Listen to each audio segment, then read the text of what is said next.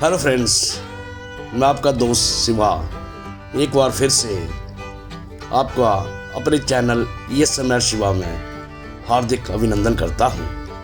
देवभूमि हिमाचल प्रदेश के डिस्ट्रिक्ट सिरमौर की तहसील पांवटा साहब में आज हमारा दूसरा दिन है। मॉर्निंग सेशन में हमने शाक्या तिब्बतन मोनेस्ट्री का विज़िट किया था। तब हमें ध्यान आया कि आज मई की 3 तारीख है और भगवान परशुराम जी की जयंती है। समय दिन के 2 बजे हैं और मैं आपको ले जा रहा हूँ भगवान परशुराम जी की जन्मस्थली रेणुका झील। पहाड़ी इलाका होने के कारण यहाँ पर रोड सिंगल है और लगभग साल के 12 महीने यहाँ पर रिपेयर का काम चलता रहता है। रेणुका झील की दूरी पांवटा साहब से 51 किलोमीटर्स और नाहन से 38 किलोमीटर्स है। समुद्र तल से 672 मीटर की ऊंचाई पर स्थित रेणुका झील हिमाचल प्रदेश की सबसे बड़ी ताजे पानी की झील है और जिसमें धार और जामू नाम की 2 पहाड़ियां हैं। गाड़ी पार्क करने के लिए यहाँ पर काफ़ी खुली जगह है और पार्किंग निःशुल्क है। इस झील की परिधि यानी कि गोलाई 3214 मीटर है। झील का नाम देवी रेणुका के नाम पर पड़ा है और इसके किनारे उनका एक भव्य मंदिर स्थित है। इस झील पर बोटिंग का भी प्रोविज़न है। यहाँ पर एक सिंह सफारी और एक चिड़ियाघर यानी कि जू भी स्थित है। नवंबर माह में प्रतिवर्ष दिवाली से 10 दिन बाद यहाँ पर एक राज्य स्तरीय भव्य मेले का आयोजन किया जाता है। 5 दिवसीय मेले के दौरान देश भर से लाखों भक्त भगवान परशुराम व उनकी माँ रेणुका जी के दिव्य मिलन के पवित्र अवसर को देखने के लिए यहाँ आते हैं।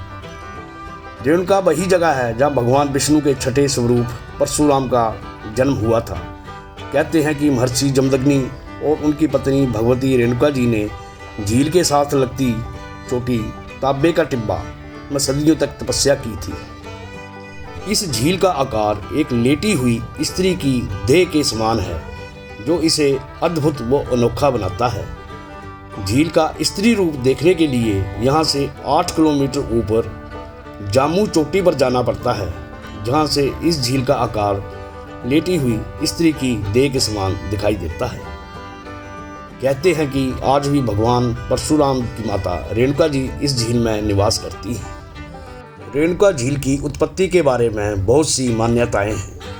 एक मान्यता के अनुसार बहुत समय पहले यहाँ पर राजा रेणु का राज्य हुआ करता था जिसकी पुत्रियाँ नेनुका और रेणुका हुआ करती थी।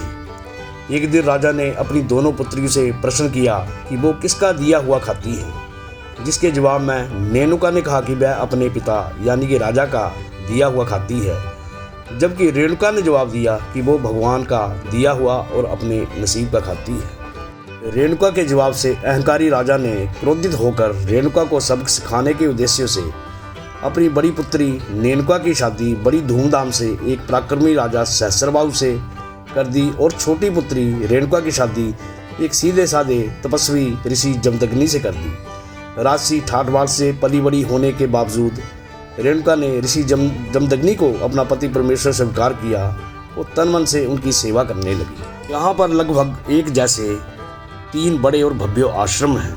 अभी हम निर्वाण आश्रम में विजिट कर रहे हैं।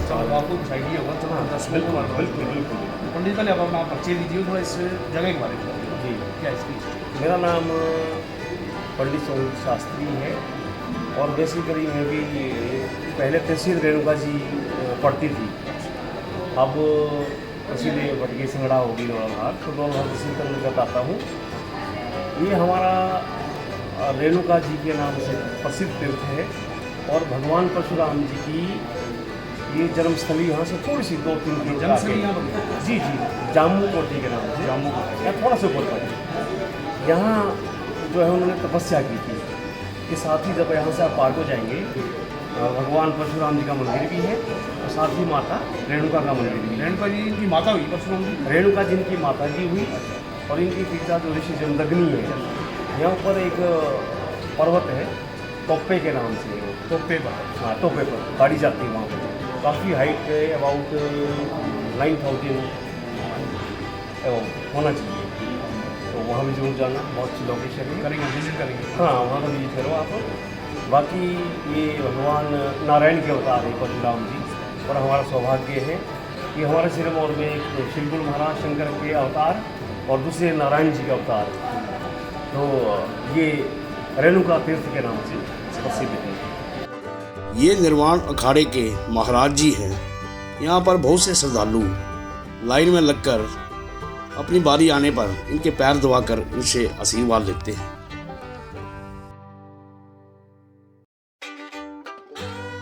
ऋषि जमदग्नि के माता रेणुका जी से 5 पुत्र पैदा हुए। वृत्तांतों के अनुसार ऋषि जमदग्नि के कनिष्ठ पुत्र राम ने भगवान शिव की कठिन तपस्या की, जिससे प्रसन्न होकर महादेव ने उन्हें अमोघ अस्त्र परशु, जिसे देसी भाषा में फरसा कहते हैं, प्रदान किया। वो तब से वह परशुराम कहलाए। परशुराम जी के पिता जमदग्नि सप्त ऋषियों में से एक थे। लोक गाथाओं में जामू गांव को परशुराम की जन्मस्थली माना जाता है। इस गांव के शीर्ष पर तापे का टीला स्थान पर जमदग्नि ऋषि का आश्रम था तथा तलहट्टी पर राम सरोवर था। यहाँ पर रात को ठहरने के लिए 3 आश्रमों के अलावा Himachal Pradesh tourism department corporation यानी कि HPTDC का एक बहुत ही भव्य और सुंदर रेस्ट हाउस भी स्थित है, जहाँ पर आपको रूम के अलावा लजीज और स्वादिष्ट खाना भी मिल जाएगा। बहुत ही शांत, सुंदर और मनोहारी जगह है ये।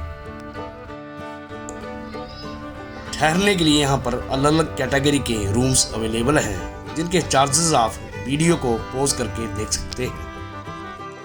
मान्यता है कि एक दिन राजा सहस्त्रबाहु की दृष्टि रेणुका पर पड़ी तो वह उनके सौंदर्य को देखकर स्तब्ध रह गया और रेणुका को मन ही मन अपनी रानी बनाने की योजना बनाने लगा।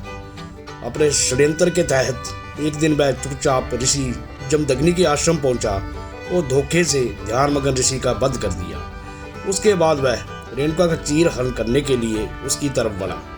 रेणुका सहस्त्रबाहु के अपवित्र इरादे को भांपकर अपनी इज्जत बचाने के लिए भागकर नीचे तलहट्टी में जा पहुंची।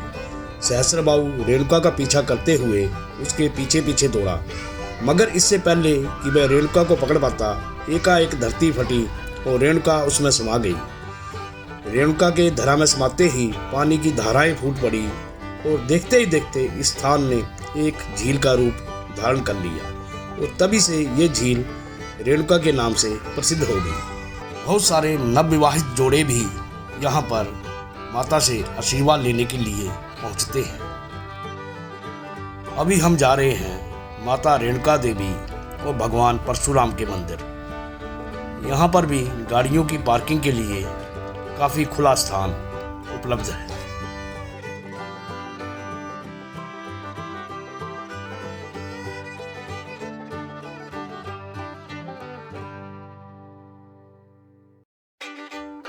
ये जो आप मेरे बाईं तरफ झील का हिस्सा देख रहे हैं, इसे माता रेणुका जी के चरण कहा जाता है। इस झील में बहुत बड़ी बड़ी मछलियां हैं। जानकारों का कहना है कि यहाँ पर 50 kg से लेकर 1 क्विंटल तक भी मछली इस झील में पाई जाती है।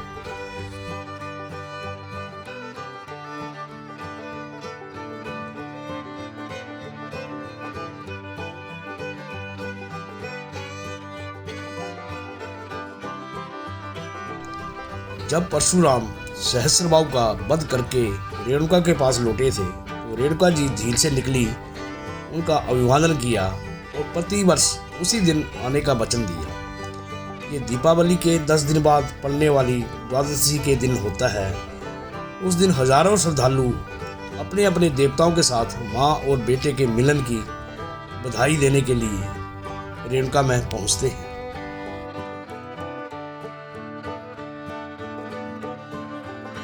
बहुत ही शांत, सुंदर, अद्भुत और मनोहारी जगह है ये। यहाँ पर एक बार आने के बाद वापस जाने का दिल नहीं करता।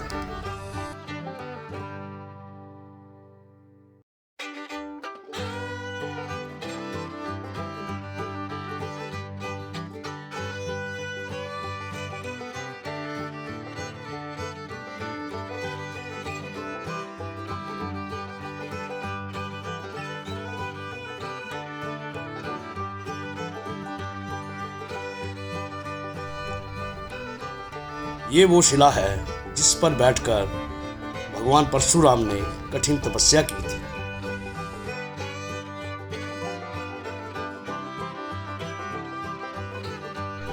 ये जो सामने एक बड़ा वृक्ष दिख रहे हैं, इसकी उम्र 200 साल है।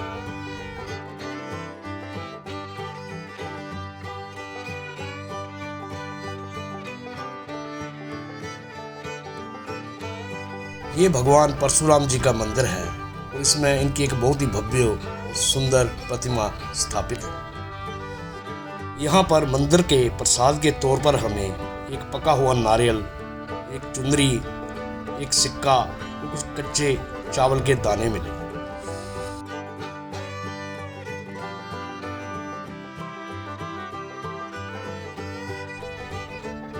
ये माता रेणुका जी की भव्य और सुंदर प्रतिमा है।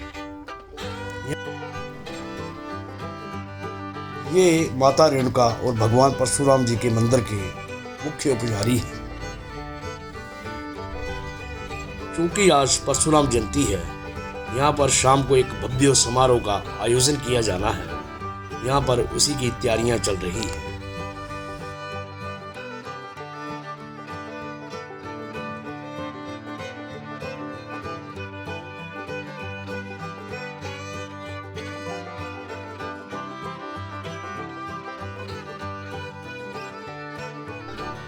ये जो सामने आप पेड़ देख रहे हैं, इसकी उम्र 250 साल है। यहाँ पर अगर अच्छी तरह से विजिट करना हो तो पूरा दिन चाहिए।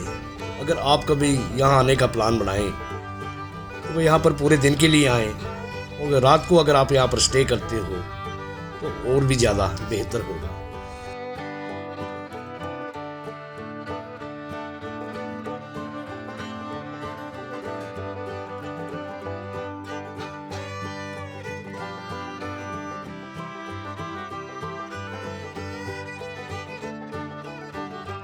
हमारे पास कुछ समय की कमी थी, इसलिए अभी हम वापस जा रहे हैं PWD rest house Ponta Sahib में। दोस्तों, अगर आपको वीडियो अच्छी लगी हो तो शेयर करें, लाइक करें और मेरे चैनल यस मैर शिवा को सब्सक्राइब करें। नेक्स्ट वीडियो तक take care and bye bye.